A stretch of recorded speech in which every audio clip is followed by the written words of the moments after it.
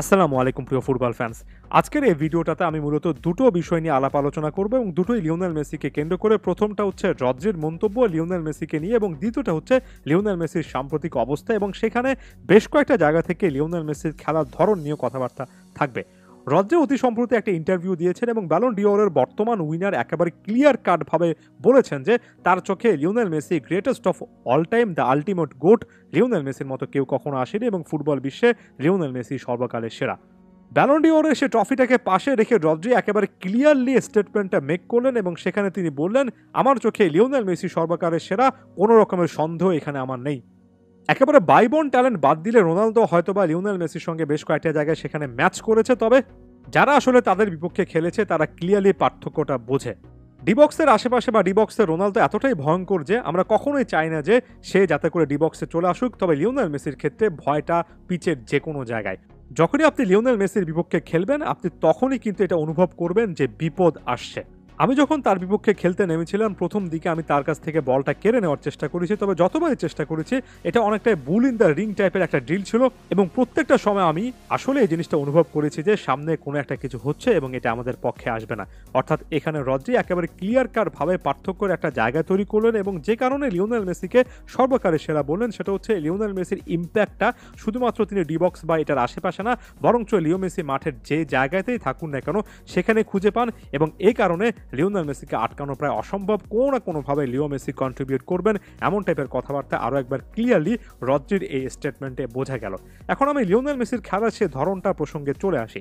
সর্বশেষ ইন্টারন্যাশনাল ম্যাচও যে দুর্দান্ত অ্যাসিস্টটা লিওনেল মেসি করেছেন সেই অ্যাসিস্টটাতে লিওনেল মেসির ওভারঅল কন্ট্রিবিউশন নিয়ে আমরা অনেক আলোচনা করেছি, কিন্তু সেই অ্যাসিস্টটা যদি লিওনেল মেসি নাও করতেন, এমনকি ইন্টার মায়ামির জার্সিতে সর্বশেষ যে ম্যাচগুলোতে লিওনেল মেসি হেরেছেনও, একটা জিনিস আমি প্রায় সময় বলি, আরও একবার এখানে রদ্রির এই প্রসঙ্গটা টেনে এনে বলতে চাই যে আমরা অনেক সময় খেলাটা শুধুমাত্র ডিবক্সের আশেপাশে শুধুমাত্র গোল, শুধুমাত্র অ্যাসিস্টকে কেন্দ্র করে চিনি। সাম্প্রতিক সময় যেমন একটা প্রশ্নের জায়গা তৈরি হয়েছে, লিওনেল মেসি নাকি আগের মতো ড্রিবল করতে পারেন না। এখন আমি এখানে কাউকে আসলে সমালোচনা করার জন্য কথাটা বলছি না। ইন জেনারেল অনেকে এমন টাইপের কথাবার্তা বলেন, আবার ইন জেনারেল অনেকে আবার ব্যাপারগুলোকে খুব ভালোভাবে ব্যাখ্যা করতে পারেন। আসল ব্যাখ্যাটা এটা যেটা অনেকে দিয়েছেন এবং আমি আরও একবার এটা রিস্টেট করতে চাই, সেটা হচ্ছে লিওনেল মেসির বয়সটা বাড়ার সঙ্গে সঙ্গে স্বাভাবিকভাবে পেসটা কমেছে।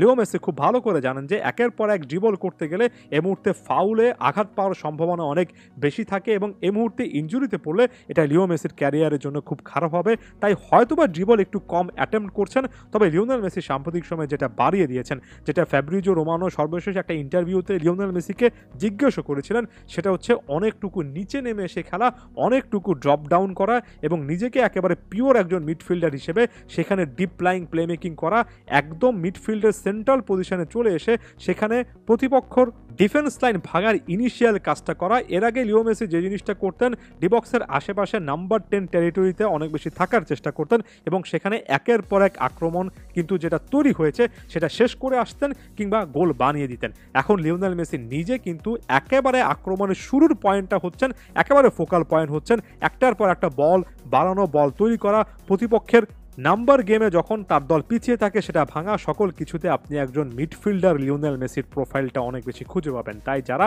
আসলে ড্রিবলিং দেখে কিছুটা হতাশ হচ্ছেন, যারা লিওনেল মেসির কাছ থেকে অনেক গোল কিংবা অ্যাসিস্ট আশা করে কিছুটা হলেও হতাশা দেখাচ্ছেন, তারা খেলাটা আরও ভালো করে দেখবেন। বিশেষ করে মিডফিল্ডের এমন এমন জায়গাতে আপনি লিও মেসিকে খুঁজে পাবেন, আর্জেন্টিনার জার্সিতে হোক, ইন্টার মায়ামির জার্সিতে হোক, যেখান থেকেও লিওনেল মেসি পুরো খেলাটা কন্ট্রোল করতে পারেন। বয়স যত বেড়েছে লিওনেল মেসি তত বেশি কিন্তু ডিবক্সের থেকে বাইরে থেকেছেন, তত বেশি একটা গেমের ওভারঅল কন্ট্রোলটা লিওনেল মেসির কাছে এসেছে। শুধুমাত্র গোল এবং শুধুমাত্র অ্যাসিস্ট, শুধুমাত্র ডিবক্সের পারফরমেন্সটা দিয়ে জাজ করলে ওই যে রদ্রি বললেন যে কথাটা, সেটাই ইগনোর করা হবে। লিও মেসি মাঠের যে জায়গাতেই থাকুন না কেন সেখান থেকে ডেঞ্জার ক্রিয়েট করতে পারেন এবং এটাই দ্য আলটিমেট গোটের সবচেয়ে বড় স্পেশালিটির জায়গা। ধন্যবাদ সবাইকে।